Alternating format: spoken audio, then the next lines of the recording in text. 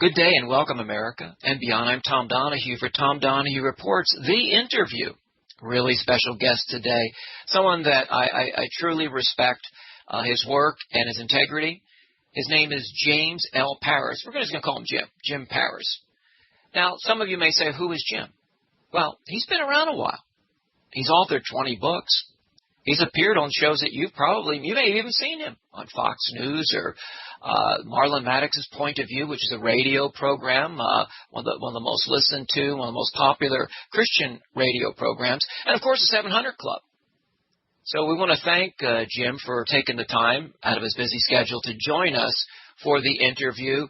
Jim, thanks so much for joining us. And one final thing I want to say before this is that you are the editor of a very popular website, and the name of that is Christian Money, christianmoney.com. And I talked to you a little bit off air, and I said, you kind of remind me of a Christian conservative version of Chuck Carter and For the People. Thanks so much, Jim, for joining us today. Thank you. Good to be with you. And I would consider myself really like a Christian consumer advocate. And I used to listen to Chuck Carter for years. And my background also includes working with a guy by the name of Charles J. Givens for a number of years. So I have been someone who has really put consumer rights, consumer advocacy really at the center of what I'm doing. We talked about this before the program. I was also a victim of an embezzlement scheme. So when I hear about people losing money and being scammed, my antenna goes up because of my own experience. And that's one of the things we try to do over at ChristianMoney.com is keep people alerted to the very latest scams. And I'll tell you what, there are some very good scams going on right now. I feel your pain. I've been through this. You and I talked a while back regarding this. But I want to find out from the beginning. Let's do like in Genesis. How did you get interested or involved with financial or consumer affairs from the get-go? Well, I've always had an interest in personal finance, investing, that sort of thing. I was a professional trumpet player in my early 20s. That's how I met my wife. She was in the same music group that I was in. When I came off the road as a musician, because of my interest in finance, I decided I wanted to become a stockbroker. And this was back in 1986. And no one could tell me what you do to become a stockbroker. So I had to sort of knock on enough doors and try to figure it out myself. And you had to pass this very complicated exam, which I did. And then I got the exam behind me, but I couldn't find a job. So I drew a circle, a radius of 1 hour drive from where I was living, which was near Walt Disney World at the time, and ended up getting hired by a company all the way over in Melbourne, Florida on the coast, working for Payne Weber. And then that led to another firm that I started working for. And in my early 20s, 23 years old, I became vice president of a regional stock brokerage firm, had 70 people working for me, and really built a lot of personal wealth. So you were money motivated, and there was nothing wrong with that. Yeah, I was money motivated. It's the root of all evil. It's really, how you handle it or what your motivation is, right? Right. It's really, and that verse is actually the love of money and becoming obsessed with money is really what is being talked about there biblically. But yeah, that gave me sort of the grub stake to be able to later start my own businesses. And I'll tell you what, I've been in every type of financial business you can imagine, everything from being a part owner of a mortgage company, a real estate firm, an NASD registered brokerage firm, a registered investment advisor. I've owned rental property. My net worth at one point when I was about 30 years old was probably close to $10 million. So I've been to the top of the mountain and I've been to the bottom of the valleys, going bankrupt just about. What did you learn through that experience of hitting rock bottom and rebuilding, especially in your role as an advisor, someone guiding others, and then all of a sudden you experience the tumult and the calamity of actually hitting bottom, where you're supposed to be the guy motivating people to stay outside of those experiences or above those experiences. Yeah, well, aside from the humiliation of supposedly being a financial guru and then ending up bankrupt because your own accountant embezzled your fortune, that's the first thing that I had to deal with was the humiliation. But I think it helped me to really be able to empathize with people, that I'm trying to help. That is, I'm someone that can talk from experience because I went through that situation, but also taught me a very valuable lesson. When you're in those peak moments, when everything is going right and all the money's flowing in, don't get lazy and don't get complacent. In my own case, I feel like I really should have been more carefully monitoring my company's finances. And I used to hear about stories of embezzlement, never thought it would happen to me. And I hear about people that say, oh, in my company, I sign every check. I have total control. And I always thought that was a little bit over the top. Why would you want to burden yourself with signing every check, being aware of every single outflow of money? I was big into delegating. I read that book, The E-Myth, where you're supposed to do in the business what you're talented at doing, and then you delegate everything else. And that's what I did. So now, as I describe it, I keep things big enough to keep them interesting, but small enough so that I can keep my eye on every single aspect of what's going on as it relates to money. I'd rather have less money and know exactly what's going on with it than to be back in that boat where I could potentially lose everything overnight because it's too big for me to really keep track of. So keeping hands-on, actually an eye on, or an eyewitness on your affairs and your activities. Yes, absolutely. That would be what the older, wiser Jim Paris would say to the younger, more foolish Jim Paris if he could go back in time and give like a 10-minute advice session. If you went back to prior interviews on, say, the 700 Club or Marlon Maddox's Point of View and various other media venues, what would you have said differently? Based on now the fact that you did hit rock bottom and that things kind of crumbled for you, so that you had to rebuild. Would you have advised them any differently? In hindsight. I don't know if I would have given any different advice, because I think my advice was always good, solid, middle of the road advice. I was never one to be making a lot of predictions or telling people to make really risky or aggressive moves. I was a pretty mainstream guy, but I'll tell you the one thing that I think has changed about me that would have influenced those interviews is my definition of wealth. And today, for example, I don't make nearly the income that I used to, but I have such a better life than I used to. And I'll give you an example. Because most of my money comes from working on the Internet, I get to make my own schedule. And there's a real dividend in being able to go down and get my hair cut on a Wednesday at 1 o'clock when there's nobody in the hair salon, or go do my grocery shopping at 11 or 12 o'clock, on a Friday. Having the freedom of making your own schedule, and then because I'm Internet-based, being able to work from any location. My wife and I have on occasion just said, hey, let's just go somewhere for 2 weeks or even a month and just, rent a house and just be in a different location. And we've even planned our retirement to sort of be nomads and just live in different locations and be able to work from different locations. I think there's a lot of those freedoms that the so-called rich guy misses out on, because he's got to be at that office cracking the whip at 8 o'clock every day and constantly aware of all of these things. For example, Donald Trump.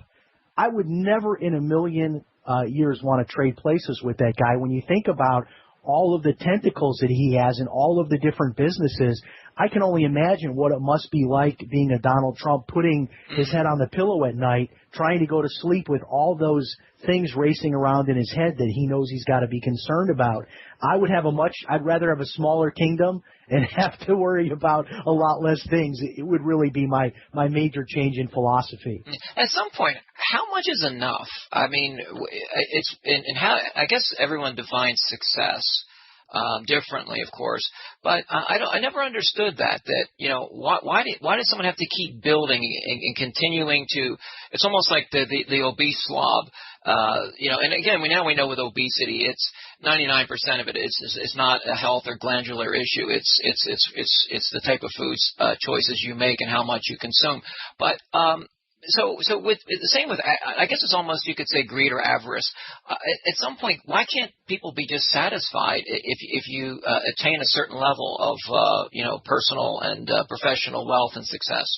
I really don't know. I wish I could. I wish I could give you an answer to that. I mean, I think for some people that I've counseled, it's a fear that if they don't keep building, that somehow they're going to lose what they have. So there's a fear of sort of treading water. If I'm just treading water and enjoying what I already have, I might be drowning and not realize it. So maybe it's motivated out of fear partly. And then, like you said, maybe it's partly motivated also, out of greed as well. Look, I want an even bigger house. I mean, what do you do when you've got like multiple homes all over the country, and you've got multiple aircraft, and I mean, where do you go from there? That's what I've always wondered. Like how do you really justify working hard and putting in the 12, 14 hours a day to continue to build beyond that? I don't know what motivates people like that. I was never at that level, but I was at a pretty high level. I mean, my wife and I would go to Europe on vacations. We had all the money we needed. I was driving Corvettes and Cadillacs, and I mean, I had that lifestyle. But to be honest with you, I wouldn't trade what I had then for what I have today, which is, we've talked about this before. I've got a little sailboat over here in the marina, and it's not a big, fancy, expensive sailboat. It's just a nice little 22-foot sailboat. And one of my favorite things is to just take my laptop and go over to my sailboat, open up the cabin, go inside and sit in there and turn on some music and do a little bit of work on my computer, connect up to the internet. And to have that kind of freedom, most days I wear a T-shirt and shorts. I used to have to keep all kinds of brand new suits coming from my tailor because I had to wear suits and ties and all of that sort of thing. And now I've got a little 150 little scooter that a lot of times I don't even use my car. I drive around on this little scooter. So, people will many times come up to me and say, "Who are you?" Because it's like I'm too young.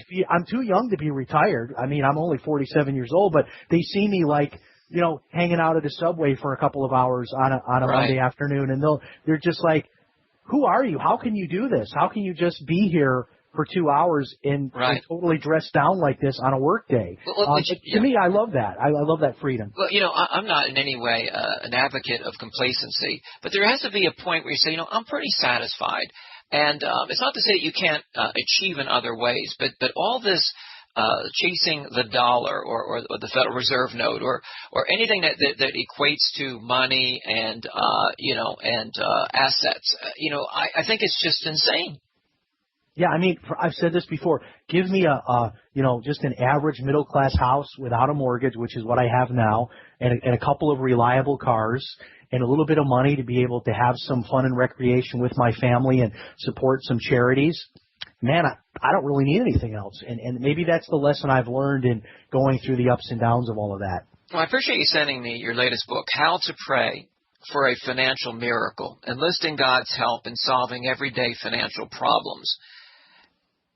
Is God really interested, do you think, and concerned about not just our well-being, but moreover, the subject that we're talking about today, or extending over to today, is as our financial wherewithal, and how does the Bible and how does God speak to us or relate to us as it would involve money matters? Well, absolutely, God cares about our financial situation, and I'll tell you this: some Bible commentators have even made the point. Some argue that the Bible has more to say about the topic of money than any other topic, which does not surprise me. I haven't done my own independent study to verify that, but I wouldn't refute that. There's a lot about money in there. When we look at how money affects our lives, the number one reason for marriages ending today is because of finances. I would argue that the number one reason for cultural decline in America today is because of money, because both mom and dad have to work, and this whole generation of latchkey kids that we have that are growing up without any parental supervision. We look at what's happening with people's health, people having heart attacks at younger and younger ages, ulcers. We had years ago on one of my live shows, a gentleman called in from San Francisco. My call screener picked up the call. He claimed to have a gun pointed to his head. He was going to commit suicide during my live show because his finances were so bad. We sort of didn't believe him, but we thought, boy, we've got to take this seriously enough to call the police. We sent the San Francisco PD out there. Sure enough, the guy had a gun cocked, ready to kill himself. And this was while listening to my show. So, for the people listening right now who are losing their houses to foreclosure, they've lost a job, and they're about to run out of unemployment benefits. I mean, these are big issues. And in the book, How to Pray for a Financial Miracle, I really confront the question, can we pray to God for money? And really, how do we go about doing that? And how does God really look at a prayer for money? And, it's a 170-plus page book. So and this isn't name it and claim it. And some of these people that they're just so into the lavish lifestyle. Some of these televangelists. You're talking about practical, commonsensical, biblical, foundational issues and concepts, right? Right. Well, for example, one of the tenets of my book is to ask God for wisdom. The Bible says that He will give us wisdom if we ask for it. Well, how many of us have never asked God for wisdom? And maybe we need to do that just as step one. But I give people ideas like, in your prayer time, asking God to reveal to you some different directions maybe that you've ever considered before. I read a news story just the other day, Tom.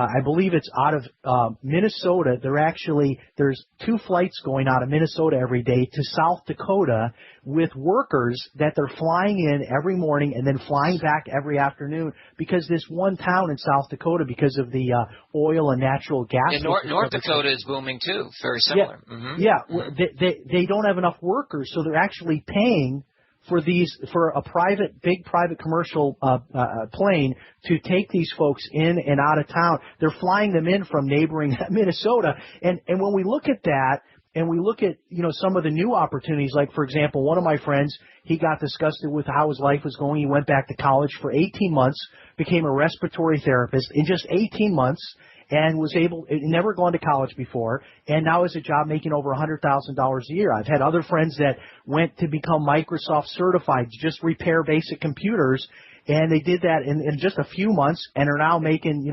$50,000-$60,000 a year just repairing computers.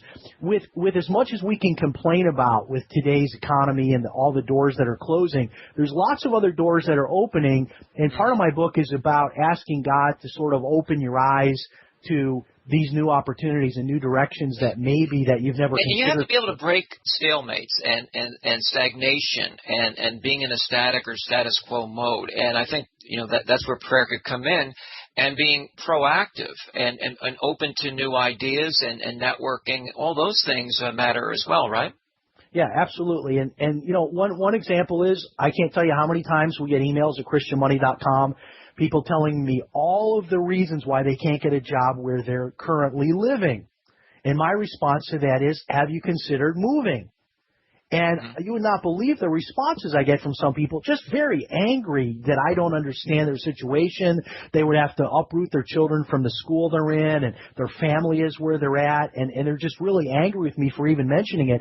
Hey, look, this country was founded by people that were willing to, get on 3 wooden boats and come all the way across the big pond. And then later, they got in covered wagons and went from the East Coast to the West Coast. What happened to that rugged individualism where we say, look, if there's not an opportunity within 50 miles of where I'm sitting right now, rather than sitting here and letting my family starve and losing my home and losing everything, I'm going to go ahead and use something called the internet and actually check job listings in other cities where maybe we'll move a couple of hours. And I want to get into this whole thing of creative, thinking outside the box opportunities that people can learn to either retool or reboot their careers or certain job opportunities, home-based opportunities. But I want to ask you, what does the Bible say specifically about work ethic or one's work or one's labor? And what's God's expectations from us as it pertains to our work or our careers or being responsible financially and meeting our obligations? Well, my favorite section of Scripture is Matthew chapter 25, verses 14 through 30, where there's something shared there called the parable of the talents. And it's a story of 3 servants that are each given different amounts of money, entrusted this money by their master. Then their master goes away on a long journey and comes back for an accounting, and only one of the 3 was actually productive with that money. And from that, we get the concept of stewardship. And this is the idea that when we become a Christian, we give our life over to Christ, and then we become simply managers on His behalf of our material assets. So it's really a surrendering of those financial possessions to Him. So what does He expect? He expects us to be productive with that. He expects us to, give to good causes, support your local church, give to individuals as you have the ability to that you see that have a need. All of those things are all throughout Scripture, and being a wise manager of one's money, stewardship is certainly the basis for a lot of great organizations. Larry Burkett's Crown Ministries, Dave Ramsey's organization is based on that whole concept. Everything that I've been teaching for years is based on that concept. And again, it goes back to what you were asking me about earlier, which is we really can't separate money from what's going on in our life. I wish we really could, but we can't. I mean, money, as much as we want to downplay the importance of money, it affects really everything. I mean, what medical care we can afford to pay for, what schools our kids can go to because of our financial resources, what neighborhoods that we live in. It really affects A to Z, our quality of life. Now, that's why many people then become obsessed with money. But it's really about finding that balance, saying that this money, these resources, these material possessions belong to the Lord, not me, and then I'm entrusted to be a good manager of those resources on His behalf. So that's how we as Christians would look at our responsibility in terms of managing money. From a biblical perspective, you have the concept of usury that I think has been certainly corrupted in the pulpit as to what they tell you usury is, meaning excessive interest. And the Bible talks about just weights and measures. It talks about a money system that was based on something of intrinsic value, something that had substance, such as gold and silver. Can you talk a little bit about that? Well, I'm with you when we talk about things like the dishonesty of the Federal Reserve and the fact that they can create fiat money. I think that is clearly an organization, an agency that's operating without any integrity. And it's literally like stealing from people. It's a silent theft. I try to explain this to people in my seminars. If you take a dollar bill and put it in a book, and you close that book and put it on your bookshelf, and you come back a year later and open that book up and take that dollar out, I mean, it's still the same dollar, but if it's only worth 90 cents, where did that dime go? And that's what happens when the Federal Reserve creates fiat money. And one of the things that I've been talking about a lot lately is what I call the dark little secret that the government has that nobody's talking about. You hear the Sean Hannitys, the Rush Limbaugh, Mark Levin, these programs talking about the national debt, and they always throw out the incorrect number, which the number that they are throwing out is, $15, $16 trillion, which is bad enough. But if you actually do real business accounting, Tom, like you would do in a private company, the government, its debts and its future unfunded liabilities, oh, absolutely. it's actually about $106 trillion. That's about right. Yeah, the unfunded liabilities. That's correct. And all an unfunded liability is, it's money that the government will have to borrow at some point, but just hasn't borrowed yet. So people don't see that bigger number. And when we start looking at like the so-called fiscal cliff and, what might happen, I mean, it is ridiculous when you look at our circumstances and how big the government has gotten and how far we've gotten away from what the founders intended. And to believe it or not, if we just reverted our spending back to about the year 2005, 2006, governmental spending, which is not that long ago, we could actually right now have a balanced budget. Now, that wouldn't deal with all of the debt we've built up. But right now, to be more specific, we're dealing with a fiat currency, and we're dealing with an artificial money system because, and it's blasphemy to have "In God We Trust" on the dollar bill, or to be more precise, the Federal Reserve note, because God would not honor that because it's paper, it's not backed by anything, and to look at the banking cabal or this consortium that runs the financial systems of the world, I would think that God would place a judgment on that. Yeah, I know the original idea behind putting "In God We Trust," sort of our national, founding, looking at, God as part of the fabric of our society. And that's all a good thought. Yeah, but back then we still had silver backing the currency. The gold had pretty much bed taken out from the backing. And there was still at least some solvency, and the money was quasi-sound. But now, it really is blasphemy, and you just don't hear congressmen and senators and presidential candidates, with the exception of maybe someone like a Ron Paul, that would even address that issue. Yeah, and not only is our currency not backed by anything ever since Nixon took us off the gold standard, but if you want to even take a story further, that's very fascinating to me, is there's right now a growing speculation about what gold reserves the U.S. really has or doesn't have, and whether or not we legitimately have as much gold as we say that we do. And even worse than that, we're holding gold for Germany, for example, which is Europe's strongest financial player over there with Great Britain. We're holding their gold, and this was back, 50, 60 years ago when there was supposedly a threat of the Soviet Union invading and taking their gold. So we took their gold over here, But according to stories I've been reading, the Germans are getting pretty upset because we have not been letting them have full access to audit to see that we really still do have their gold. So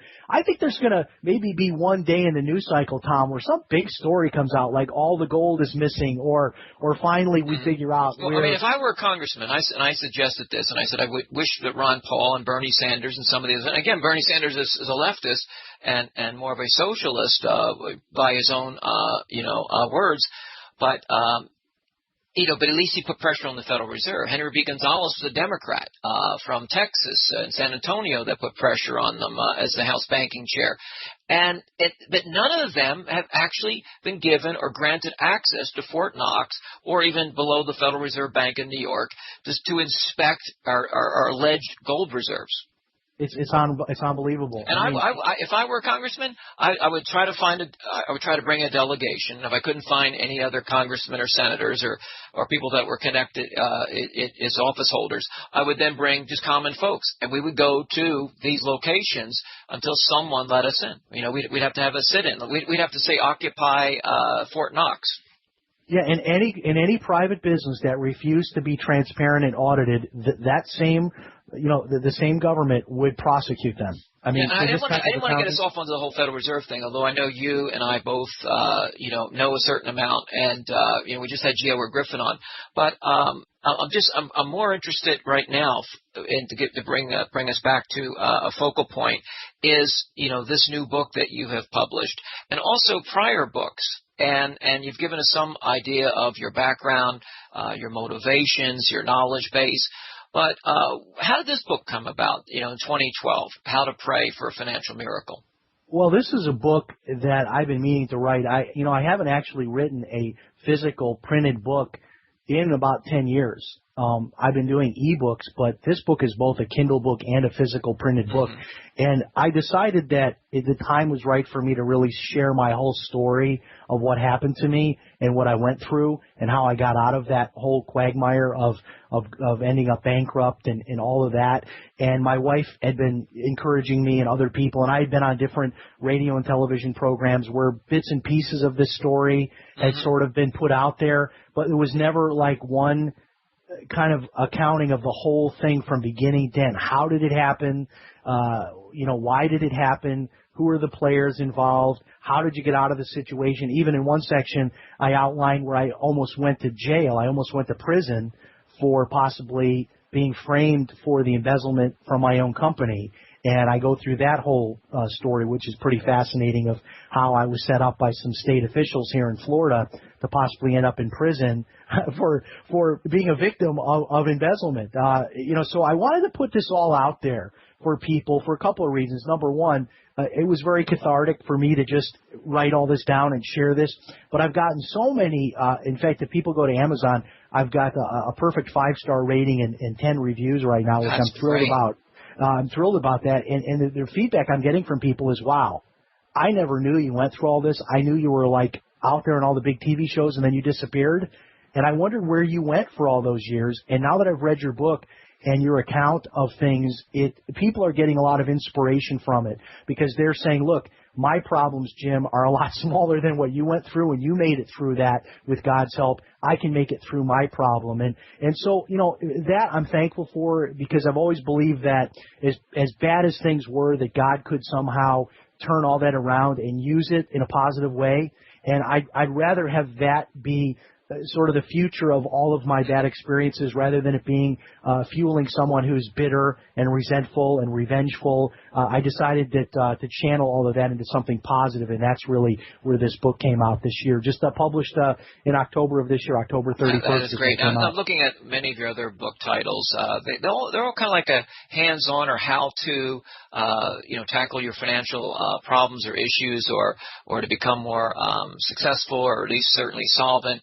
And I noticed on your website that you give a lot of free advice. I mean, so many authors and researchers, and you are a consummate researcher, and you keep up on all these things. They generally say, okay, well, now you can sign in or sign up for, but you provide, not just through your podcast and through radio and TV interviews and and your writings, but you offer a lot of freebies, a lot of stuff to try to help people. So you really are, your mission is to help people become happier and more satisfied as it relates to managing and investing, or just simply overseeing their financial wherewithal. Yeah, we do a lot of free stuff. In fact, every week there's at least 10 either live or broadcasts of workshops that are free on all kinds of different ways of making and saving money. The workshops are free, and they can view these or listen to them on the internet. Right. The workshops are free. I also answer all of my emails personally and never charge people for that, and I get hit with dozens of questions every single day. I don't ask them to join any kind of a club or anything like that. Now, we do have some more premium services where people do pay to get into a higher level of consulting, especially like on internet marketing and internet business. But I've always been a big believer in that business model of, giving people lots of free stuff. I always give this as the example. One of my favorite pizza restaurants up in St. Augustine, their marketing is they have someone that stands out in front of their store and gives away mini slices of pizza all day. And that's how they get people in there. So, I've always said, look, here's your mini slice of free pizza. Come to my free workshop, test my knowledge, send me a question, I'll answer it for you, download one of my free ebooks that we're making available, give people that free information to help them, but also, many times the reaction is, wow, if this guy would give me this for free, I can only imagine what he'll give me if I'm paying $10 a month to be in one of his premium services. And people should be paid for their worth. But I'm glad that you provide so much free to people that are hurting, that are struggling, and just initially might not be able to afford. And that's great. And the ebooks are pretty inexpensive, and certainly an expeditious way to download and view as well. Yeah, we gave away, in fact, the first couple of days that the How to Pray for a Financial Miracle book was out. We actually gave away over 2,000 Kindle versions of it through my website. With a promotion we did with Amazon, we gave over 2,000 copies of the book away. And wow. I get the weirdest emails from people that say, "Why are you giving your book away? I mean, it's a $9 Kindle book, or it's a $13 physical print book. Why are you giving away all these?" That's just what I do. I can't give away everything all the time, but I do love to give away a lot of stuff. And I'm sure you use your discretion many times. If someone were to write to you and they were really in dire need, like you said, you've invested your time, your energies, and even some resources to be helpful, and I really appreciate that. Now, you have podcasts, and tell us how regularly you do that, and it's sounding more and more like that in 2013, just around the corner, you may be streaming a live version of the program. So tell us a little more about this media-related activity. Well, I do have 3 podcasts. One of them is on personal finance. One of them is on Bible prophecy and survival. Then I have a third podcast on internet marketing. And these are hosted by me and my business partner, Bob Yetman, co-hosts it with me. And our schedule is every Friday morning at 10 o'clock. We record another episode. So every month there is a new episode of each of those 3, and then every month, one Friday a month, we take off, sort of as a planning day. So there's one new episode of those 3 podcasts every month. Now, I have had over the years a number of different radio shows. I even used to have my own nationally syndicated TV show, and I have gotten into the whole world of internet broadcasting and all of that in different ways, kind of gone on and off with it. But coming back on in January, this will not be in any way to replace the 3 podcasts, but will be supplemental to that, to do a live streaming show, which will be exclusively broadcast over TalkStream Live at this point. There may be other networks that want to pick it up, but it's going to be over TalkStream Live, and it will be a live call-in show. And it's going to be an open forum, and I'm not going to come to the microphone with any, locked-in topics. I'm going to come to the microphone with some things that have interested me from that week. And I like Sunday nights because you can kind of grab all the news from the prior week, and you can also grab the news from what's expected to happen in the coming week. So we'll go to the microphone and give people some ideas of some things I'm thinking about, and open up the microphone for them to call in and join in the discussion. And we'll talk about everything from survival issues, Bible prophecy. We'll talk about things like UFOs. We'll talk about politics. Now, when you say UFOs, I mean, let's just be clear here. You're not talking about the George Norrie, Art Bell approach to UFOs. No, but people might know that I probably don't go that far as those guys do, but I am a believer that there is something happening, and I have, for example, recently done a 17-minute documentary on these strange trumpet sounds that people are reporting all around the world, and I included in that. But you review this, or you try to discern this from a biblical perspective. Okay. Oh yeah, and we brought L.A. Marzullian, who's a big prophecy. Right. He was on the network I was on a few years back, AVR, so I'm familiar with his work. And believe it or not, this is our first documentary that we did. We put it up on YouTube in March, and as of today, it's like 340,000 views of that documentary. And I'm actually right now in the process of, we're planning a trip up to Point Pleasant, West Virginia, in the next 3 to 6 months. And what we're going to be doing there is an investigation of our own into the so-called Mothman phenomenon. Okay, so what you're saying is it's going to be an eclectic approach, very diverse, but it's all going to have underpinnings and foundations based on your conservative Christian values and more of a biblical perspective for the most part. Yeah, absolutely. We're going to be getting into the things that people know about me, historically, the topics I've generally gotten into, but I'm also not afraid to take on a topic like UFOs or Mothman, something a little bit I don't have time for that right now, but let's get back to the podcast. Are they available freely? Oh, yeah, my podcasts are totally free. So then go back in time and listen to various programs you've done, as you said, and again, those categories have to do with biblical prophecy and what else? Biblical Prophecy and Survival is one of my podcasts. Then I have a podcast on the topic of personal finance. Okay. And we have another topic on how to make money on the internet marketing. And all of those podcasts are on iTunes. If people just search my name on iTunes, they'll find those. And we have episodes going all the way back to day one. They're all free to download and access. Okay, that's great. And we'll look forward to, and we'll certainly make mention on my podcast and streams, your time and day. And I think it's Sundays. I think you're looking at probably around the 9 o'clock hour potentially. And that's a good time because a lot of people are starting to get back into thinking about the new week and politics and, but they sometimes need a day away, maybe even more than that because of that Monday through Friday, political grind that you get from traditional talk radio. I think Sunday's a good time, and plus there's a lot of there's only a handful of live original programming, and so I think that's a good choice. The website itself. Tell us a little bit more about I was fascinated, and you've given me some really good pointers about ebooks and various things that you can take advantage of or tap into as it relates to the internet and just networking outside the box.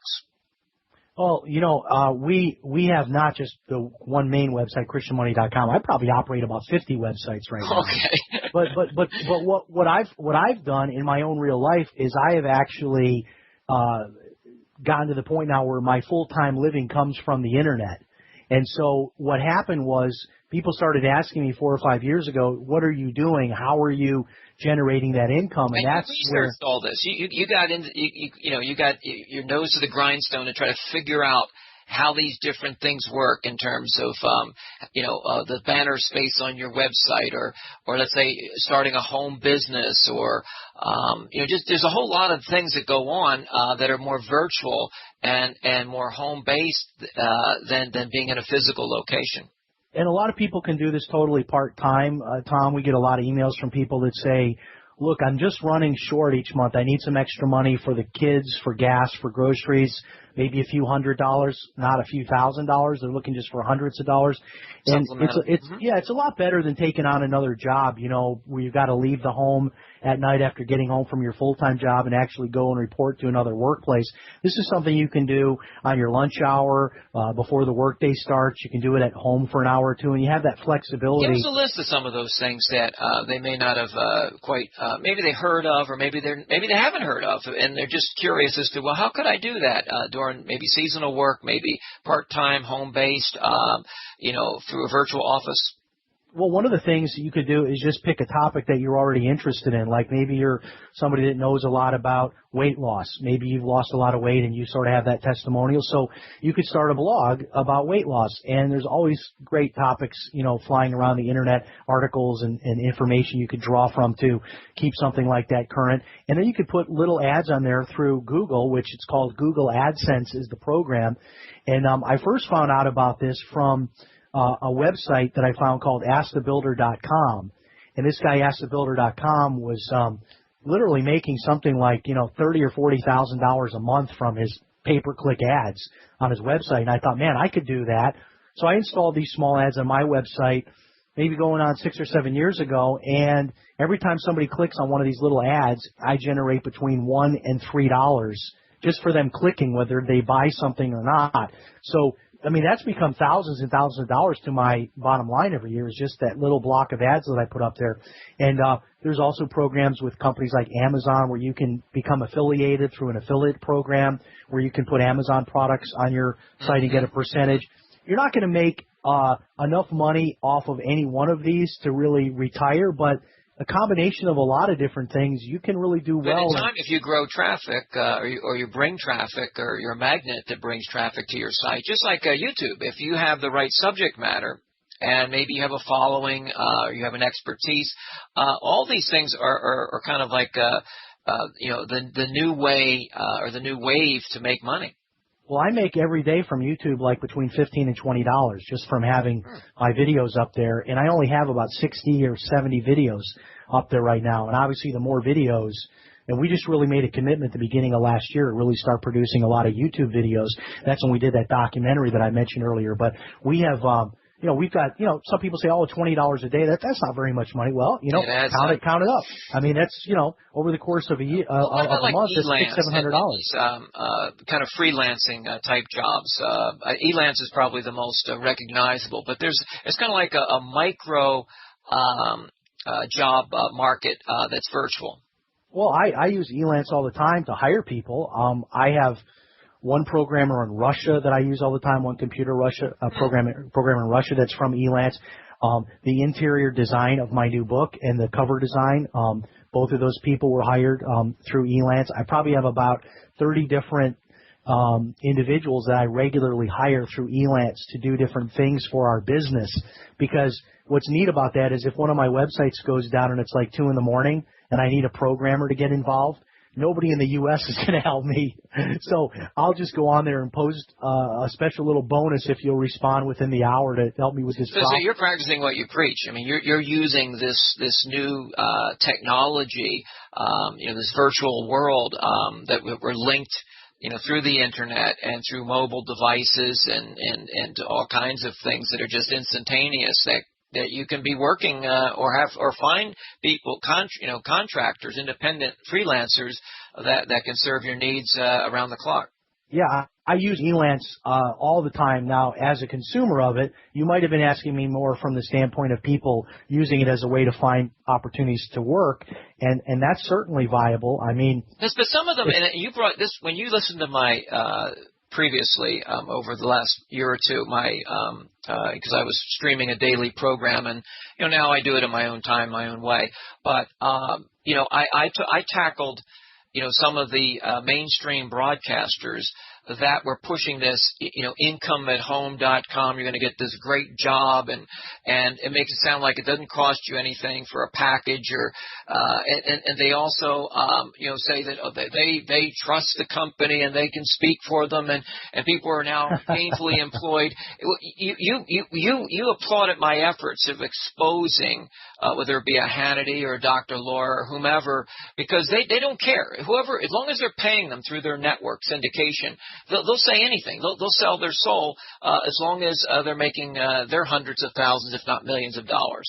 I mean, the list is endless. Tax Masters and what that. That's Hammer. They finally went after him. But no. Why doesn't anybody hold these broadcasters accountable? I've always done my best in terms of due diligence and vetting to say, okay, is this the right fit? Is this the right product or service? My reputation, my integrity. But these people have no integrity.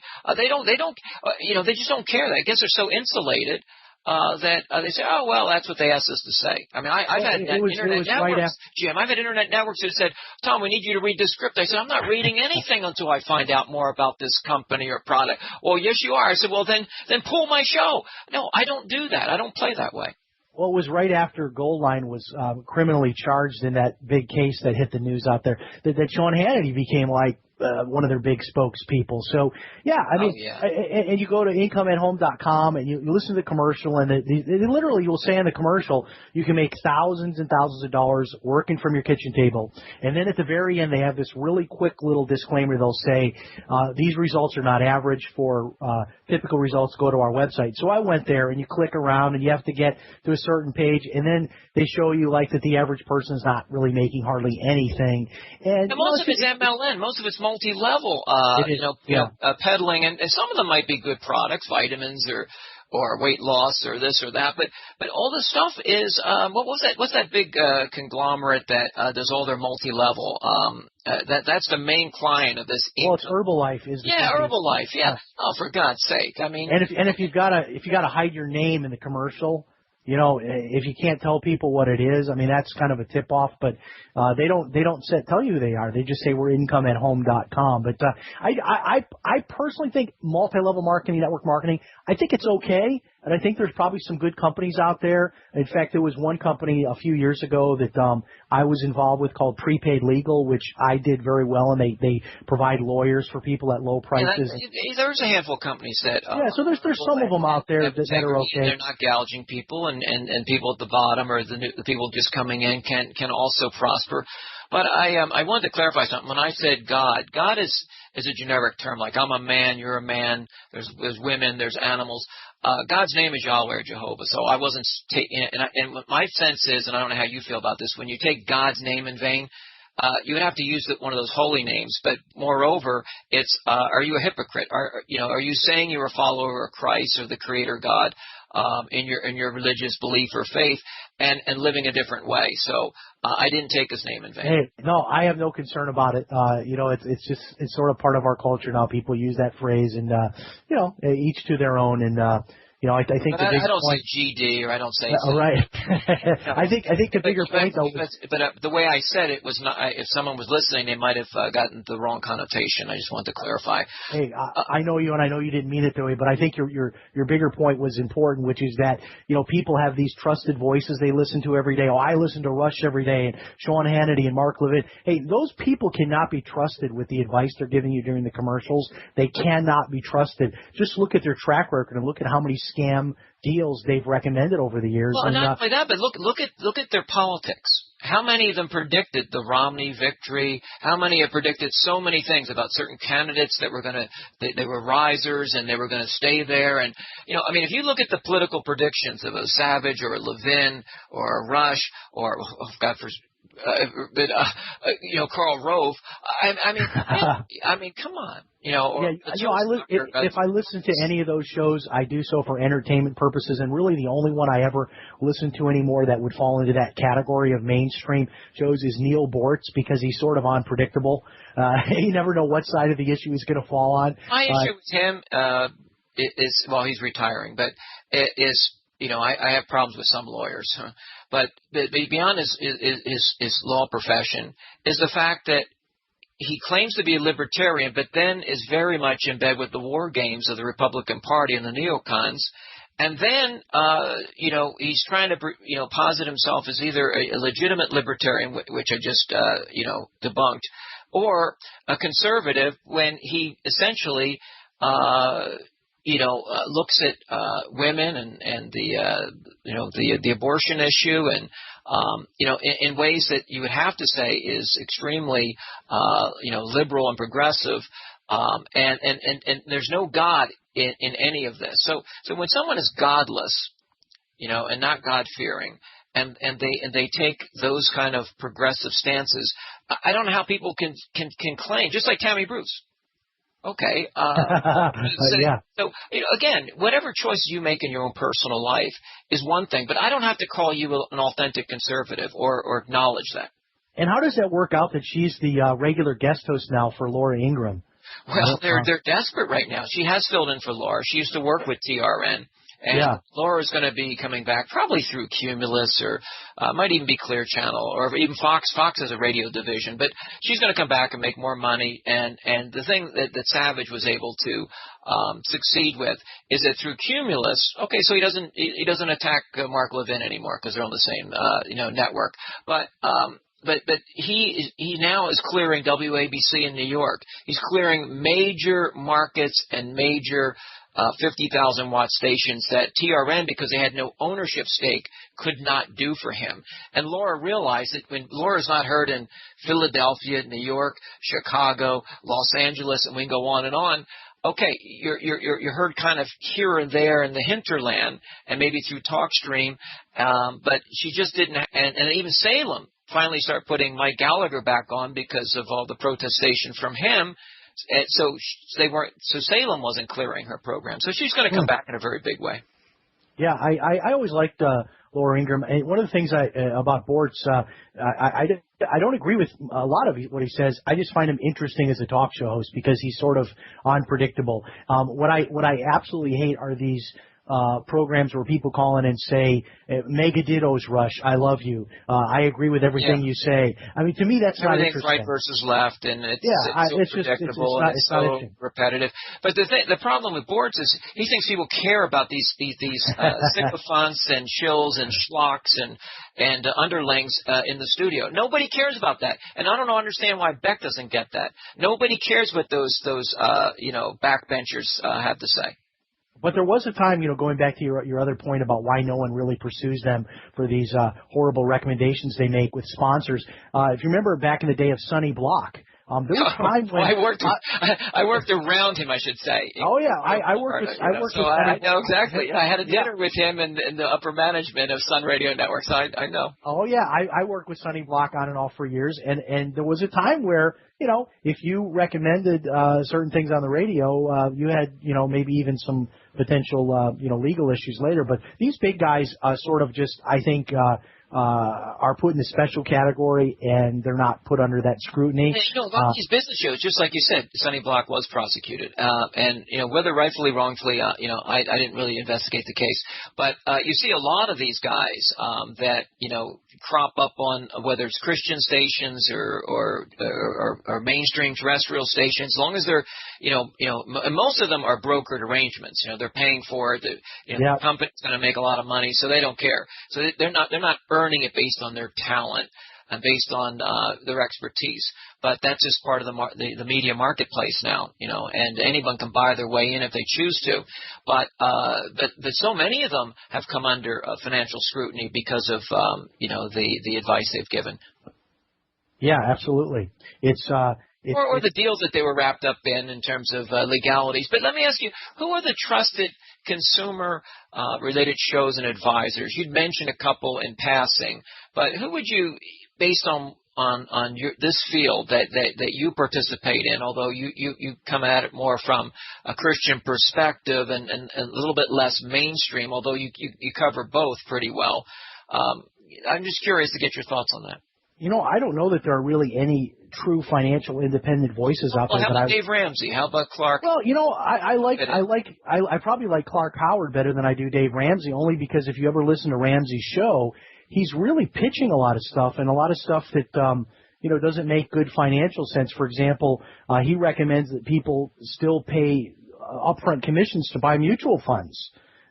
He recommends people buy insurance from his, preferred insurance company there that is near where he is. He has all these local spots running all over the country saying, "Go to my friend Joe, who's a plumber." You hear all these guys. You're exactly right. But what about Bruce Williams? Although he still puts out a podcast, and I think he's got a little internet station now. I love Bruce. Bruce Williams would be one of my favorites. Clark Howard is okay because he won't do that shameless promotion like you see Dave Ramsey do. I also like a guy for like the harder news, like a Larry Kudlow. I think is good in some ways in terms of breaking down and getting an analysis on economic issues, but he tends to fall a little bit too far to the right for me in terms of kind of following the party line of the Republicans. Just right. How about Christian radio? I don't hear as much from that.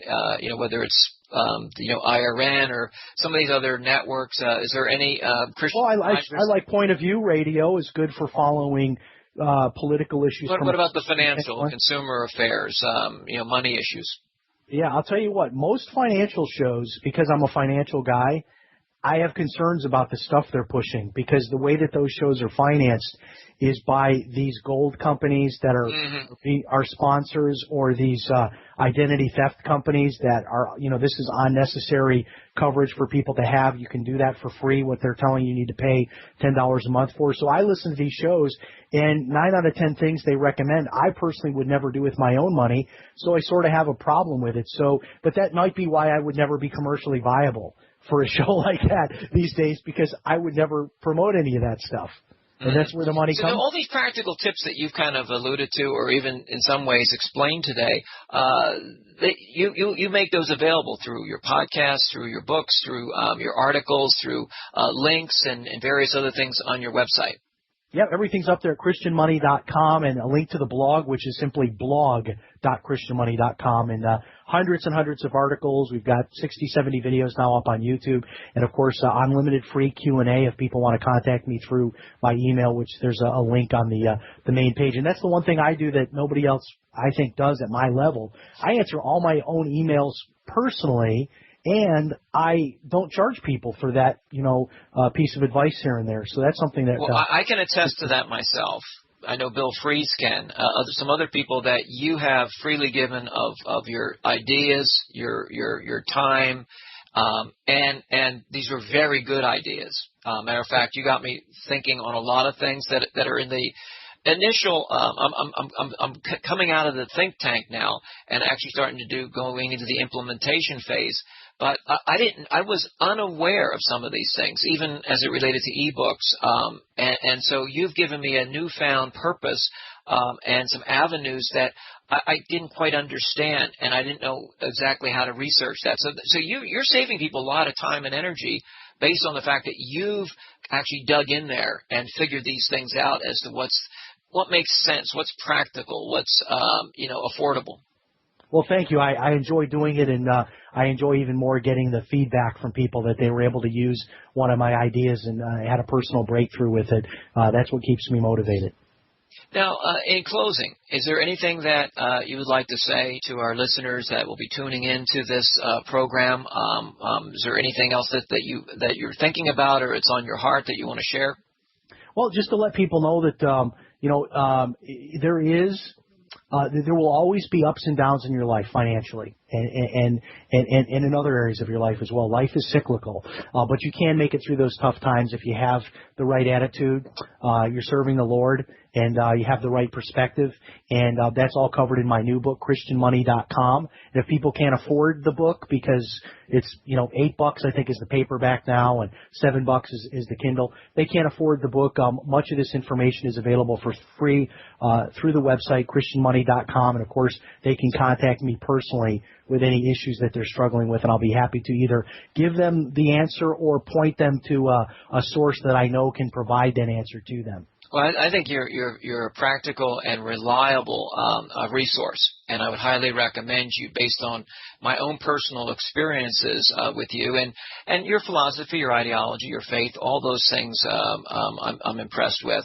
And I would have to say that in the coming weeks, well, we're at the conclusion here, and no, it's not going to be the end of the world. We're going to survive. You're going to be doing your program. I'll be doing mine in 2013.